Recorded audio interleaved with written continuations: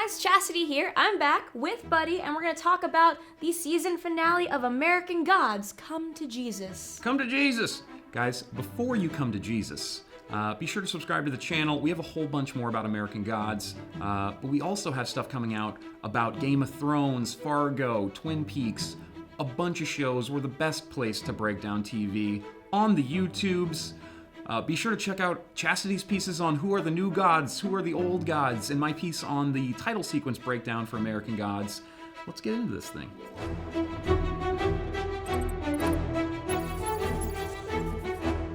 Okay, we start with Nancy telling a story about the background of Bilquis, or Bilquis. I'm not really sure how it's pronounced, but it goes all the way back 3,000 years to 864 BCE, and the Temple of Baran or Baran? Baran. Sure, yeah. Ba. You're gonna Baran. correct us anyway. So the problem with looking up something this old is there's a lot of conjecture, and something that has to do with religion, there's going to be a lot of varying, just like with all religions, there's a lot of different beliefs. We know that this temple existed. We know that it was a moon goddess temple, which is why there's shots of the moon. Those 5 pillars that Bilquis walks through are still present. You can see those in Yemen today. And there's pools and, conduits for blood. They think that people sacrificed oxen there. Yeah, but it was actually for those liquefied orgies, so they were just doing their thing, then all of a sudden they just get liquefied. Boom. I think liquefied it's interesting orgy. that they liquefied everybody in this one. And then the other guy, when it's one dude, Yeah. you get to go to the Vagina Nebula. Vagina Nebula. That guy's still just hanging out. Where are all these people just full? Well, in the past 3,000 years, she's lost her powers to turn people into Alex Mack, so it's fine. Who knows? I don't know what Alex Mack is. Never mind. Then there's a lot of naked rave dancing before they all get liquefied, and it was choreographed so well that you see so few genitals, so good job on that. Or it could have just been tape. They might have just taped everything down. Whatever, good job. Good job. So there's mention of kings that try to knock her off her throne, and then we see this guy who kind of grows a crown of thorns in his skin, but we looked it up and couldn't find what that was. Guys, if you know what the hell is going on with this guy's crown, Who is that? It has to be more than a guy getting horny joke. It has to be more than that, because if it's only a joke about a guy getting horny, I spent a lot of my morning researching it. Anyway, let us know. Okay, so now we're in 1979 Tehran, and this is when the Ayatollah took over from the Shah. Iran used to be so metropolitan. I mean, it was so close to, California. There's girls in bikinis and, Rad pools. disco parties. Rad disco parties where people just start taking off their clothes for the moon goddess. Mm-hmm. So if you look at modern day Iran compared to then, it really was closer to an American culture in 1979 than it is now. So this plane scene, we get to see Bilquis dropping the best game I've ever heard of. Do you know where the bathroom is? There's one in the back. I don't see it.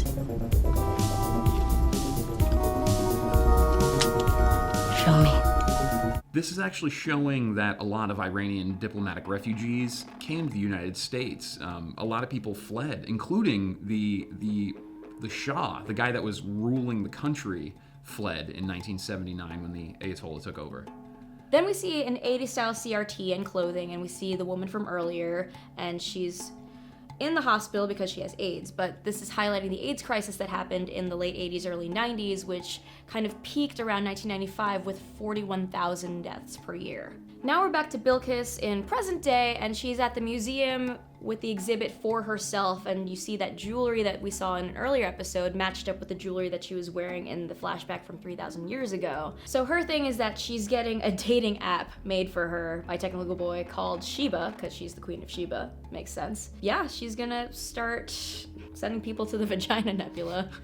It was amazing. With her dating app. I think it's really cool that they've converted all of these, old gods to their new branding. We get to see, though, that the stuff that we saw from Bilquis earlier is actually a product of this new rebranding of her. And she's gorgeous, and it could have just been that she's gorgeous picking up people at bars, but I really like that the dating app that she's meeting people on is a dating app for herself. Yeah.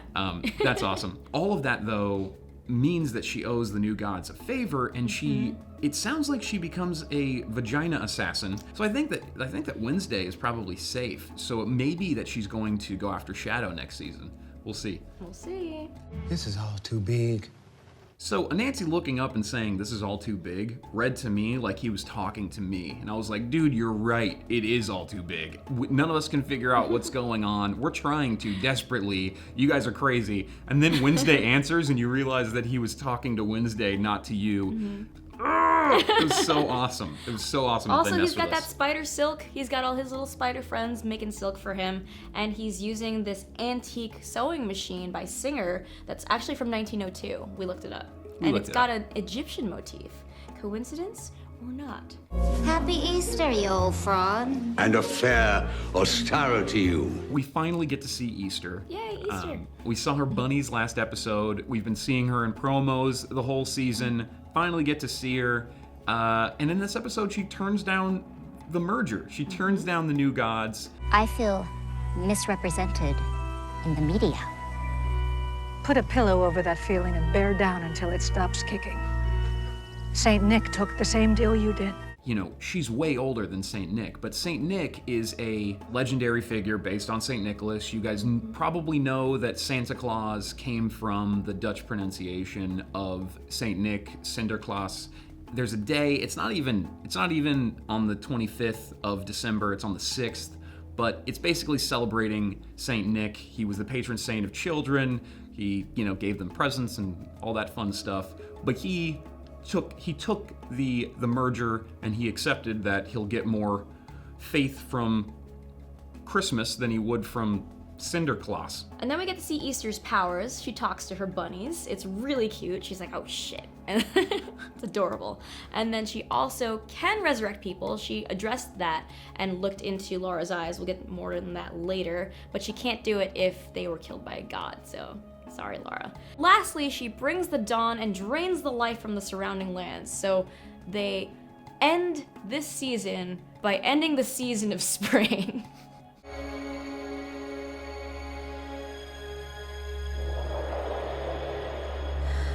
What have you done? We get the impression that everything that Wednesday has been trying to do has been trying to impress Shadow. And it's really interesting. We were talking about it. Why would he matter?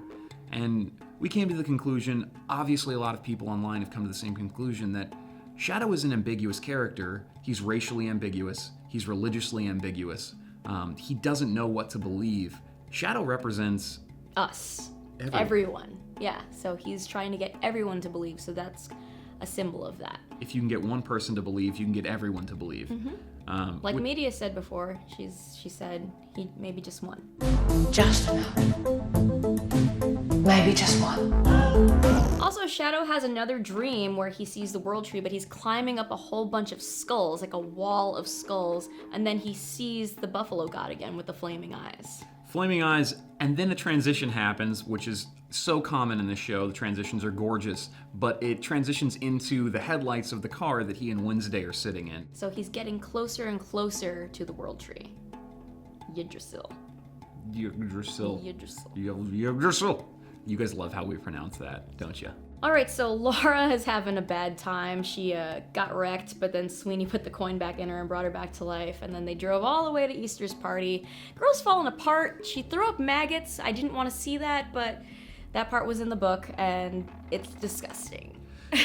Easter pulls her into the bathroom to get some better light, to look into her old dead eyes, and sees Mad Sweeney's face, possibly a raven? I think I saw a raven there. Cool. Yeah, so she was like, ah, shit, you've been killed by a god. Can't do anything for you. Sorry.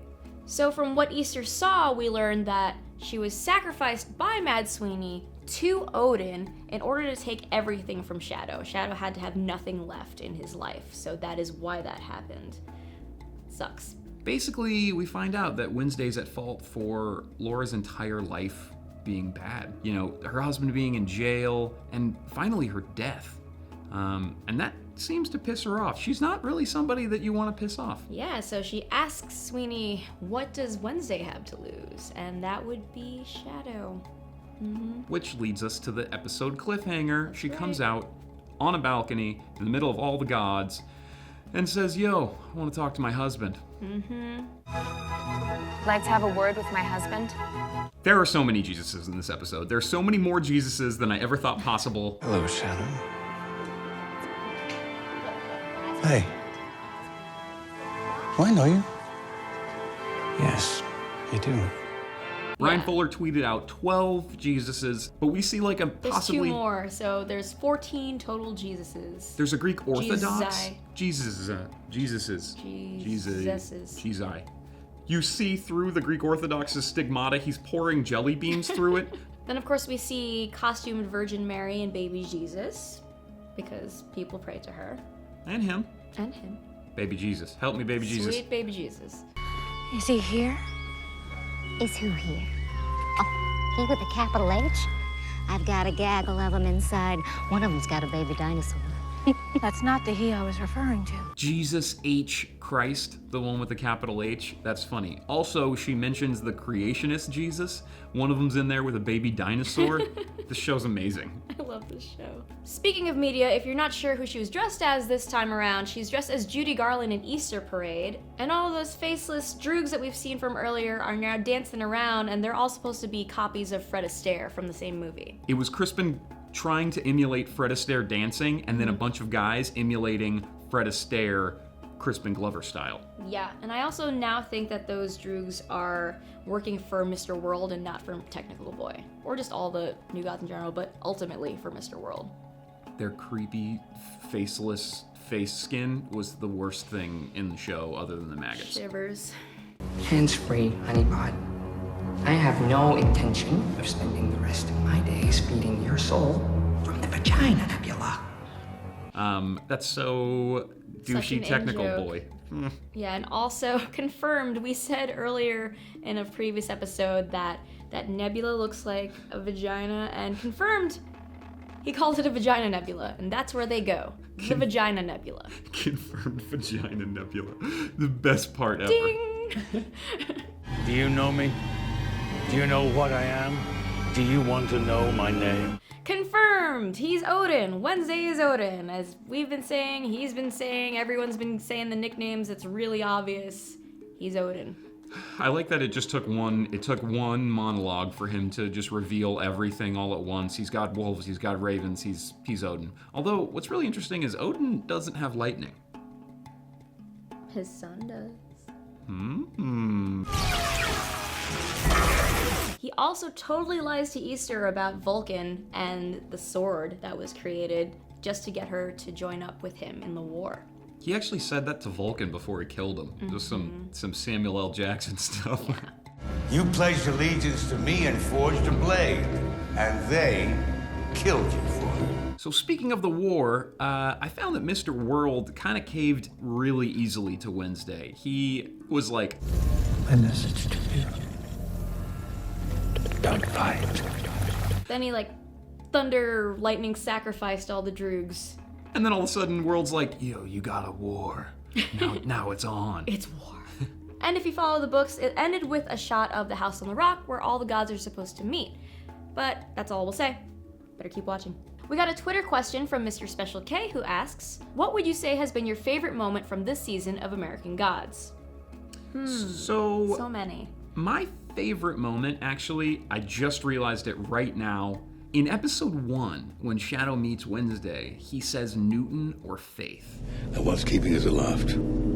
Faith or Newton? That is super deep, because when Newton came up with the concept of gravity, it caused this huge rift between science and faith. Previously, when something falls to the ground, you didn't know what was doing it. It was magic. After a theory like that, after the theory of gravity comes to be and people start to associate natural laws and separate those from gods doing things, it completely separates human thought, and it's one sentence that explodes my brain.